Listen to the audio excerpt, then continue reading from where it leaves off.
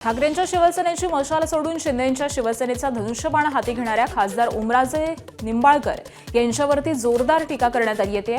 ओमराजेंनी राजकीय मार्ग बदलल्यानंतर उद्धव ठाकरेंनी ज्यांच्या मतदारसंघामध्ये सभा घेतली त्यावेळी त्यांनी गद्दार असा उल्लेख करत जोरदार टीका केली आहे। या संदर्भामध्ये ओमराजेंनी प्रतिक्रिया दिली आहे। बँक घोटाळ्यातून भावाला वाचवण्यासाठी पक्ष बदलल्याचा आरोप ओमराजेंनी फेटाळलाय, तर उद्धव ठाकरेंबद्दल वैयक्तिक टीका करणार नसल्याचं देखील ते म्हणाले। यासोबतच मी मंत्रिपदाची अट ठेवून शिवसेनेमध्ये प्रवेश केला नाही असं स्पष्टीकरण ओमराजेंनी दिलंय।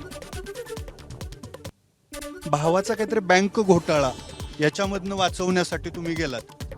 कुठली नोटीस आली होती सांगा मला, कुठली नोटीस आली होती दाखवा ना मला एक नोटीस, की बाबा अमुक अमुक नोटीस कुठल्या विभागानं काढली होती। काय माझं एक मत आहे आणि मी कुठल्याच प्रकारच्या दबावाला थारा न देणारा माणूस आहे। मग तसं जर काही प्रकरण असतं तर 22 ते 26 खारकर काय वाट बघत होतं का माझी 4 वर्ष? सरकारनं सोडलं असतं का?